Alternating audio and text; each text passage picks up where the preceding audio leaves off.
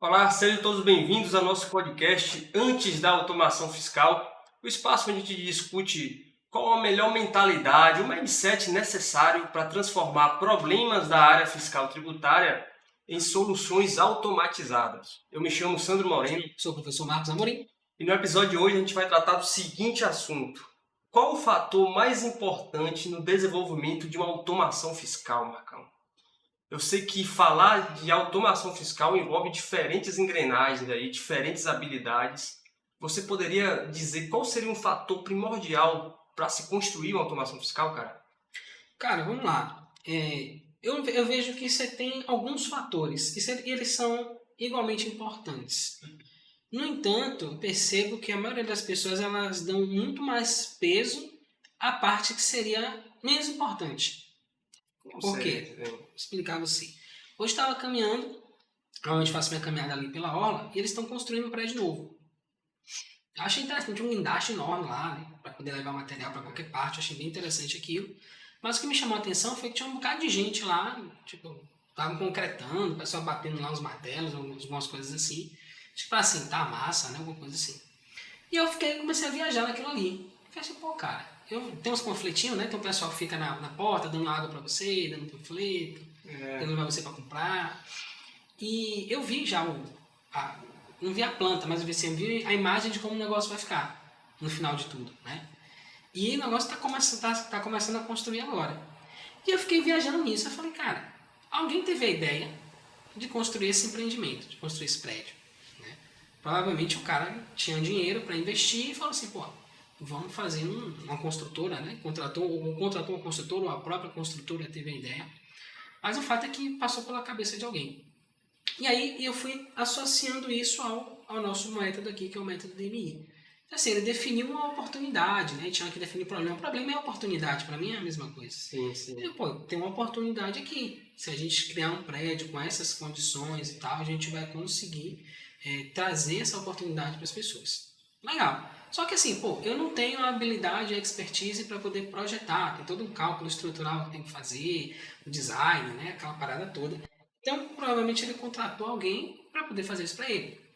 Então, esse cara é o que vai pegar essa ideia, ó, tive uma ideia assim, assado, eu quero que tenha tais recursos nesse empreendimento, bababá. O cara pegou tudo isso, foi lá e montou uma visão de como é uma planta 3D, de como é que seria aquele prédio, como é que seria aquele projeto. Aí vem lá o cara que é o cara da engenharia, vai fazer o cálculo estrutural, engenheiro civil, né? Então tem um cara lá que vai, quanto é que precisa de cimento, de areia, não sei o que, fazer todo o cálculo do que é que precisa para poder executar aquele projeto. Tem o cara que vai supervisionar a execução, tem o cara que executa o negócio, que foi a galera que eu vi hoje. E eu fiquei pensando o seguinte, pô, o cara que teve a ideia de criar esse prédio, provavelmente se eu bater ali, ele não vai estar aí. Eu não vou conseguir falar com ele.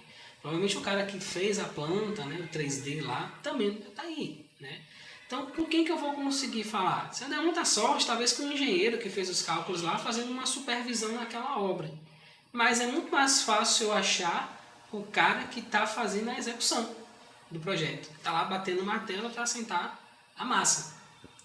E aí, se eu quiser fazer um outro prédio desse, eu tive a ideia, cara, eu tenho dinheiro para investir, eu quero fazer um prédio, um conceito parecido com esse num outro lugar. Se eu bater lá na porta, eu vou achar alguém que vai me ajudar a concretizar esse projeto? Muito pouco provável. Né? E aí eu fiquei pensando nesse nosso processo aqui. Então o que é que eu percebo? É como se a maioria das pessoas que chegam até o canal, que querem aprender a criar uma automação fiscal, elas estivessem muito mais preocupadas com assentar a massa, bater o martelo lá para assentar a massa, do que com o que vem antes, com o cálculo estrutural, com a visão de como é que vai funcionar o projeto, o que é que vai ter em cada um dos cômodos lá do empreendimento. Então, isso é muito importante. Eu vejo, inclusive, como mais importante do que você saber executar. O cara que está investindo para esse projeto acontecer, ele não está nem preocupado em saber como é que executa o projeto. O cara que fez o cálculo estrutural, provavelmente ele não quer vir bater massa, bater martelo. Claro que não. E esses caras ganham ordens de grandeza mais do que o cara que está lá executando aquele projeto. Talvez um cara desse valha dezenas, centenas de pessoas que estão lá fazendo aquele projeto acontecer. Cara, é verdade, cara. E aí me veio esse paralelo. Então eu vejo assim, é como se aqui no nosso caso, as pessoas dão muito valor para a execução do projeto. Ah, cara, eu quero saber como é que faz travou aqui meu código, deu erro, como é que resolve isso aqui?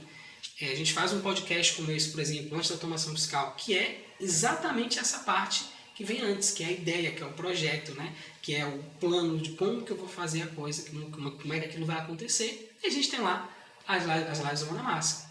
Então, assim, se eu pretendo me transformar num profissional, né, no nosso caso que a gente trabalha com inteligência fiscal, né, que é pegar um problema, que você tem um problema, você trouxe para mim, e eu idealizar como que a gente vai atacar esse problema, criar um plano e daí fazer a execução, se eu focar minha atenção só em saber como é que eu digito o código, eu não vou alcançar esse nível de proficiência, esse nível de entendimento.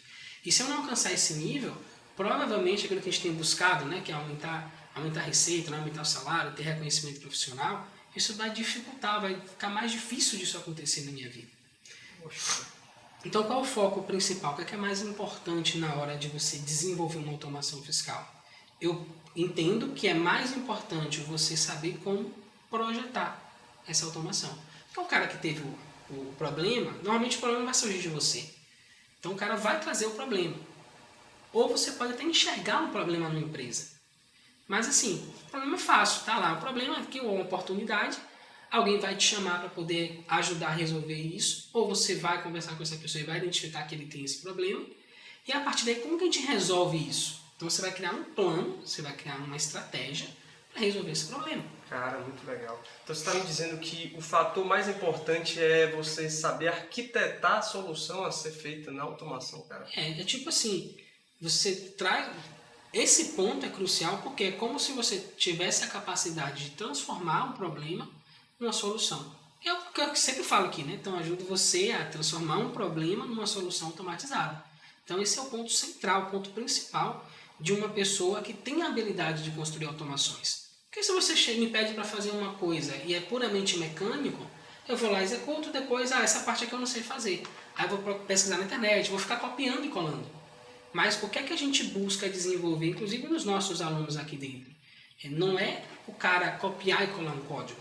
Tanto que eu tenho alguns alunos que chegam e falam, professor, não tem como você disponibilizar o código da aula tal, porque eu acho que vai ficar mais didático, vai ficar melhor, conversa fiada da porra, vai ficar melhor pra gente desenvolver e tal. Eu falei, cara, Que é pronto, né, cara? Exatamente, você tá me pagando para eu te ensinar uma habilidade. E se eu te der pronto, eu não vou estar contribuindo para isso. Por quê? O que eu estou ensinando, e a maioria das pessoas não percebe isso, não é escrever um código. Eu estou ensinando você a projetar uma solução, a transformar um problema numa solução automatizada. Tá? Cara, e a que se deve isso, né, cara? Você vê que a maioria das pessoas em geral querem uma solução imediata e tendo a oportunidade de aprimorar sua capacidade de solução, que é a essência dos profissionais que se destacam no mercado. Por que essa dificuldade, né, cara? O que você acha, o que deve ser isso, cara? Acho que é muito da questão da cultura, né? A gente quer tudo pronto, quer tudo para ontem. E a gente acha que ganha muita coisa. Tô com um problema aqui, eu quero resolver esse problema logo agora. Pô, beleza, eu vou te dar uma automação, você vai pegar, vai resolver aquele problema, depois você vai se deparar com uma situação parecida e você não vai saber resolver.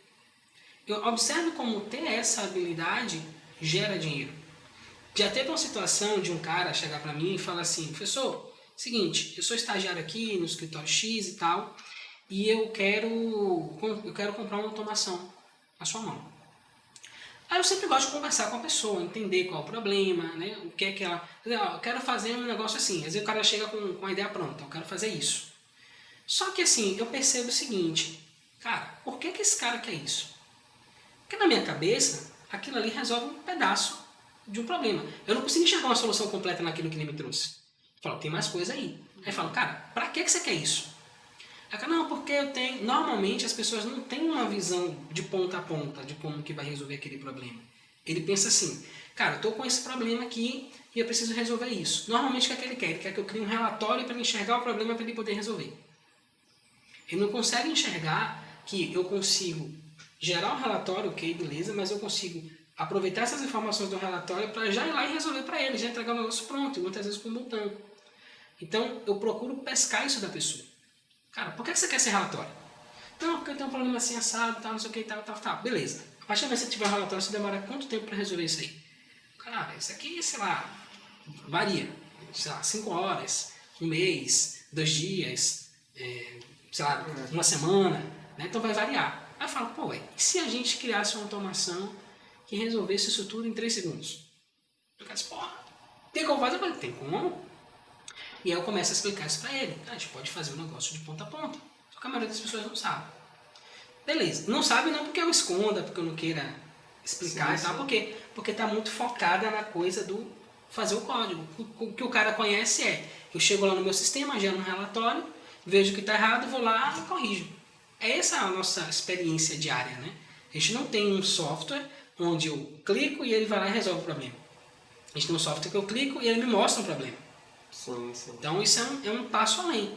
Eu não quero clicar no botão e saber que tem um problema. Eu quero clicar no botão e resolver o problema. Esse é o nosso foco aqui. Então o que é que ele queria? Ele queria uma automação, eu nem lembro qual foi agora, mas assim, ele queria me contratar para construir uma automação para ele, porque ele é estagiário e queria ser contratado no escritório. Eu me conectei muito com isso porque eu, quando comecei na contabilidade, no escritório, eu era um estagiário também. E eu também queria ser contratado.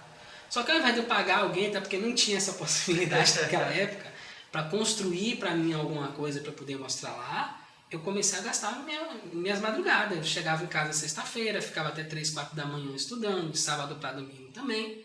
E domingo eu tirava o dia para descansar, para segunda-feira estar 100% para trabalhar. Então eu investi o meu tempo, investi minha energia para desenvolver essa habilidade. E aí o cara falou assim, não, eu quero comprar um negócio, jogar aqui dentro, e aí o pessoal vai ver que eu sou fantástico e tal, e vão me contratar. Esse era o plano dele. Não, isso não, inicialmente até que é uma boa estratégia, mas ele seria demandado mais vezes, né? Exato. E eu falei pra ele assim, cara, ó, primeiro, essa automação que você está me pedindo aí vai ser mais ou menos o mesmo valor do curso. Você quer aprender a fazer ou você quer uma solução pronta? Não, nesse primeiro momento eu quero a solução, depois eu quero... Você conversa, depois eu quero aprender, não sei o que e tal. Falei, ó, mas tem um problema aí, deixa eu te explicar o que, é que vai acontecer. Eu vou criar essa automação, eu vou te entregar, você vai chegar lá na empresa, vai aplicar, vai funcionar, vai ser maravilhoso. As pessoas, pô, você é o cara, não sei o que, vai ser reconhecido, pode ser que você realmente seja contratado. Só que o que vai acontecer? Talvez no mesmo dia ou no dia seguinte, vai alguém encostar em você e vai dizer assim, cara, eu tô com um problema aqui que eu preciso resolver. Eu vi que você fez aquela parada lá muito massa e tal, me ajuda a resolver esse negócio aqui. E você não vai saber nem por onde começa. Então assim, sua casa vai cair. Então assim, se você realmente quer ser promovido, ser reconhecido profissionalmente, tal, tem um caminho para isso. Eu aconselho que você entre no treinamento. Ao invés de você pagar uma automação, que é uma automação que vai resolver um problema pontual, eu nunca digo, normalmente eu dou um código aberto, eu não escondo nada dos meus clientes. Mas se quiser pegar, adaptar, faz o que você quiser. Mas assim, você não tem a base necessária para desenvolver isso que eu vou te dar e nem para pegar os problemas que você vai se deparar daqui para frente, que as pessoas vão começar a te demandar esses problemas e resolver. Então assim, não vai adiantar nada. Então é essa coisa do eu quero um negócio pronto. E a maioria das pessoas chegam aqui no canal buscando uma pílula mágica. Não, o cara vai ensinar um negócio aqui que eu vou aplicar e todos os meus problemas vão estar resolvidos. E se fosse assim, cara, seria péssimo para a automação fiscal. Para esse conhecimento, para essa habilidade que a gente ensina. Por quê? Qual é a grande premissa? Por que é tão legal você aprender a automação fiscal? Porque você tem uma habilidade que é rara. Se você aprender isso, e a gente demora aqui em média 3 meses para formar um aluno que sabe fazer isso, não para copiar e colar um código, para fazer isso, pegar um problema e transformar numa solução automatizada. Te dou o problema na sua mão, você pega isso, desenvolve o plano, vai lá e executa e resolve o problema. Em média, demora 3 meses, por quê? Porque precisa executar. Porque não é só chegar e ter a ideia e, vou fazer assim. Mas para você ter ideia e copia e cola, você vai lidar com uma série de situações ao longo desse trajeto, porque você não tem experiência. Você vai cometer erros que normalmente eu não cometo. Não que eu não cometa erros, eu cometo muitos erros ainda hoje, porque, como eu sempre falo, faz parte do processo. Você vai pesquisar, vai estudar, vai testar, vai errar, vai corrigir, vai acertar. São 6 etapas. Quem está aqui dentro sabe disso. Então assim, a gente não se assusta com o erro.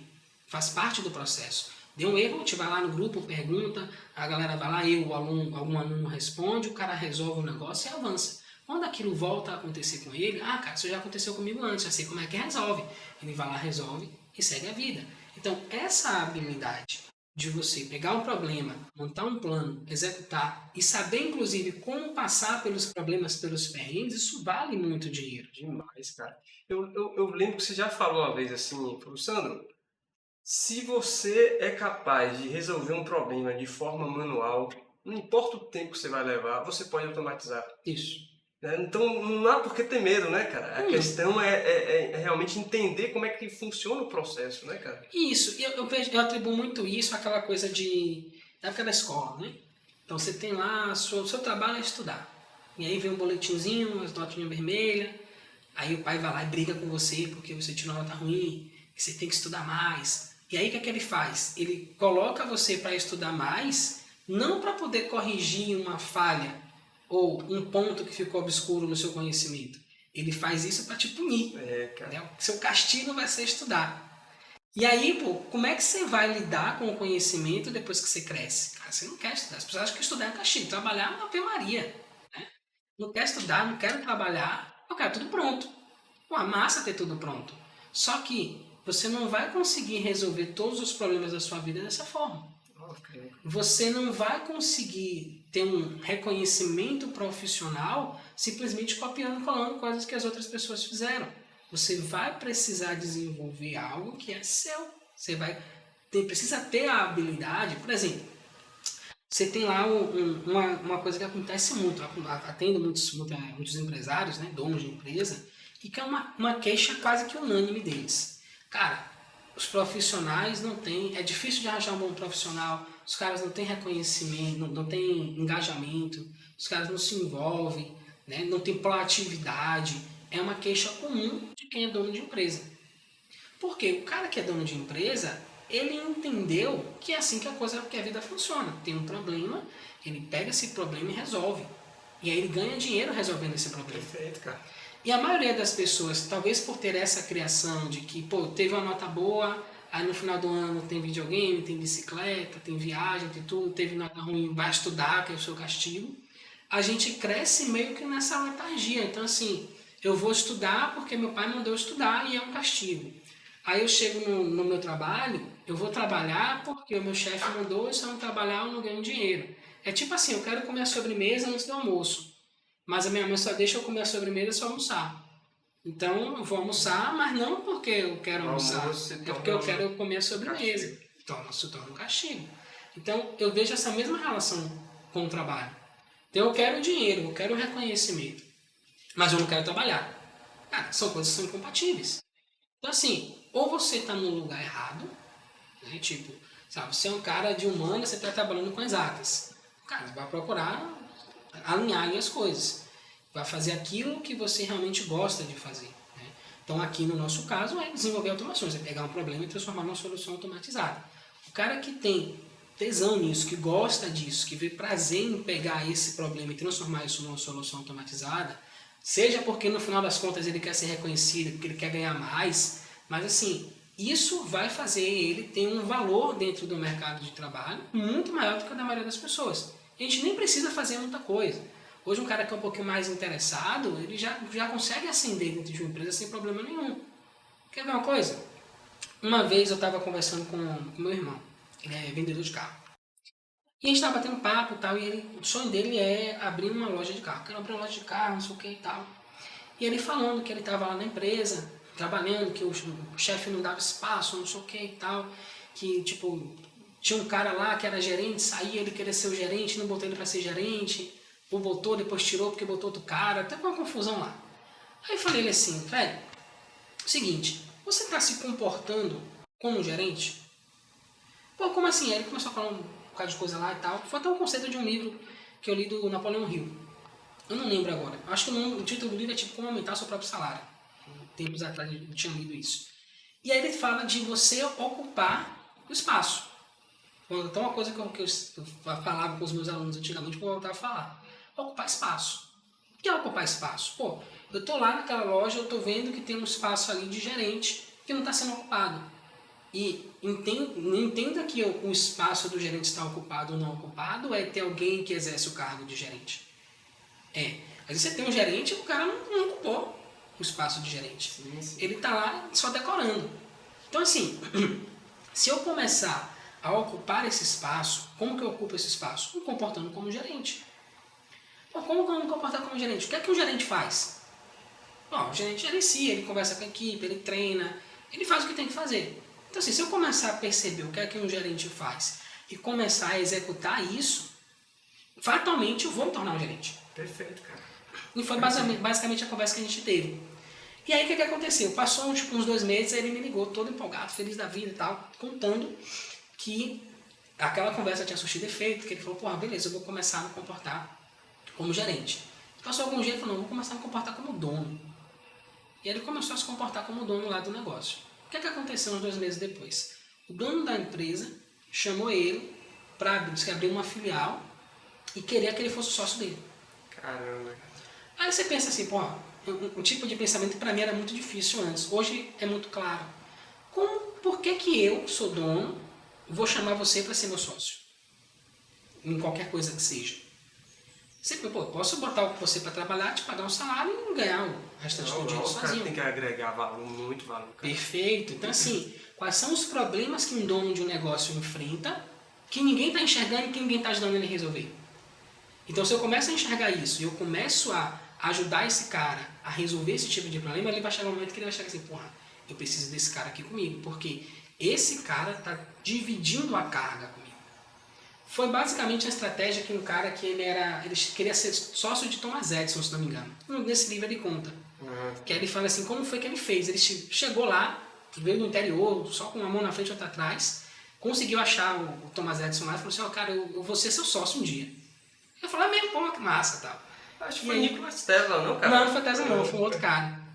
E aí ele conseguiu uma vaga de estágio dentro dessa empresa. E ele começou a trabalhar como estagiário, estava lá, tal, fazendo as coisas. E o que é que ele percebeu? Que todo dia, eu não sei se foi Thomas Edison ou foi outro cara, mas esse cara era o dono da porra toda lá. E aí ele ficava até mais tarde todo dia. E ele começou a perceber isso. O que foi que ele começou a fazer? Porra, esse cara fica até mais tarde todo dia, eu vou ficar até mais tarde também.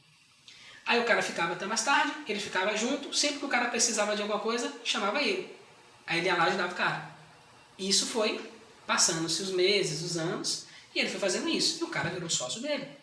Por quê? Porra, esse cara aqui tá comigo, velho. Quando eu preciso, ele tá aqui. Quando eu tenho um problema para resolver, eu posso contar com ele. Então chega um momento que é mais importante para você aquele apoio, ter alguém que você possa contar, alguém que sabe que vai resolver o problema, que vai estar correndo junto com você, do que simplesmente aquela quantia de dinheiro. Cara, tipo, o dobro ou a metade disso aqui, pra mim não faz tanta diferença, eu já tenho tudo que eu quero ter.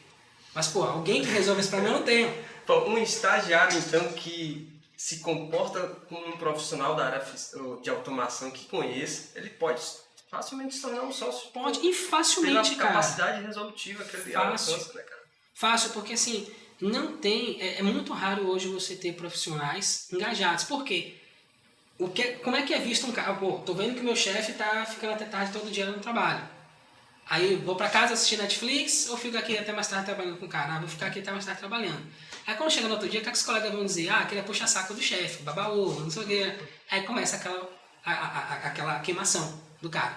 Então assim, como ele não quer ser mal visto pelos colegas de trabalho, ele quer ficar nivelado, tem essa pressão também, ele acaba cedendo a maioria e ficando ali na linha da mediocridade.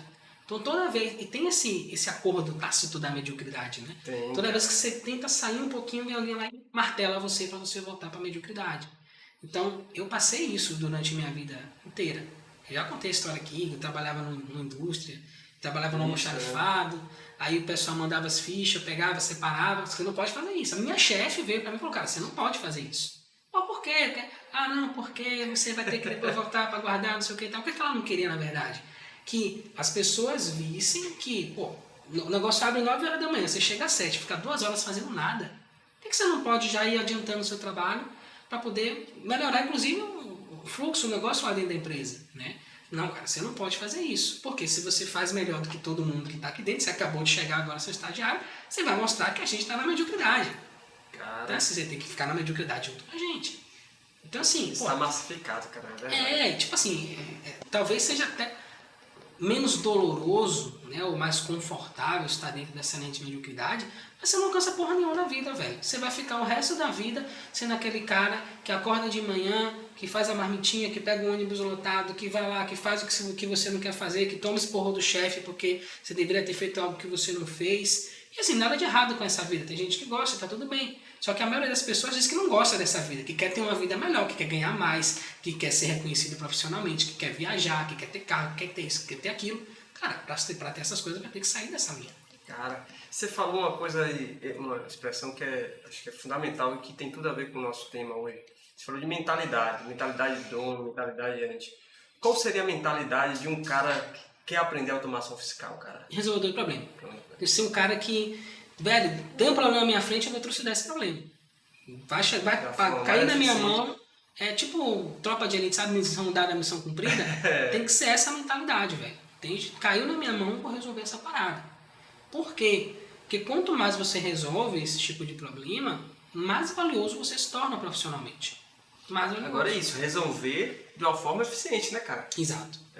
Tem método para isso, né? Tem um passo a passo. A gente ensina esse método aqui. Como você pode se transformar nesse tipo de pessoa. Agora, se isso não estiver dentro de você, né, não vai adiantar nada. Eu lembrei de uma... Eu gosto muito de ver... Hoje eu vejo até menos, mas antigamente eu via mais aqueles vídeos da Nova Acrópole. A professora Lucilina Galvão e tal. Sim. E teve uma vez que ela estava contando uma história de Sócrates. Que ela falou assim... Tava lá Sócrates ensinando os alunos deles e tal. E um dos alunos levantou e falou assim, professor, tipo assim, Sócrates, se a gente, você é um orador, um cara muito bom, tal, esclarece as ideias pra gente, aquela coisa toda. Se a gente pegar um político, amarrar ele numa cadeira aqui, e deixar você falando pra ele umas 2, 3 horas, quando a gente soltar ele, a gente tem um filósofo. Naquela época você vê como o negócio já tava, né? Então, naquela época, se a gente pegar um político e trazer pra cá, quando soltar, o cara vai ser um filósofo, vai procurar fazer o bem pra gente e tal. E aí ele falou assim, ó, seguinte, minha mãe é uma parteira muito boa, inclusive. Mas tem uma coisa que ela jamais seria capaz de fazer, que é fazer uma mulher que não está grávida dar luz. Cara... Então, assim, ele falou, basicamente, a ideia lá era que a verdade, né, a busca, essa vontade de buscar a verdade, de buscar a filosofia, tem que existir dentro da pessoa. Senão, por melhor orador que ele seja, ele não vai conseguir convencer a pessoa a fazer isso. E aqui é a mesma coisa. Se você não tem a predisposição, se você não brilha o seu olho, a hipótese de, cara, eu vou pegar um problema e vou resolver isso, eu vou fazer isso de uma forma eficaz, de uma forma excelente, não tem nada que eu possa fazer para te convencer. Então, assim, eu não estou aqui para convencer as pessoas que a automação fiscal é legal, que você pode usar isso, que isso vai te dar benefício, vai te ajudar a aumentar a receita, reduzir custos, reduzir riscos se você for empresário, que vai te ajudar a ter mais tempo livre, a ser reconhecido profissionalmente, aumentar seu salário se você for um profissional. Eu não estou aqui para convencer as pessoas. Eu estou aqui para mostrar, cara, existe essa possibilidade e se você estiver grávido dessa ideia, eu posso te ajudar a dar luz a isso aí. Show de bola, Marcão. Então a gente encerra com chave de ouro, cara. Eu acho que a mensagem foi muito bem dada, cara. Show. Então é isso, gente. Fico por aqui. De novo, reafirmo aqui para vocês, nos sigam no YouTube. Tem muito material bacana lá em torno da automação fiscal. E é isso aí. Um grande abraço para todos. Até a próxima. Até a próxima. Tchau, tchau. Tchau.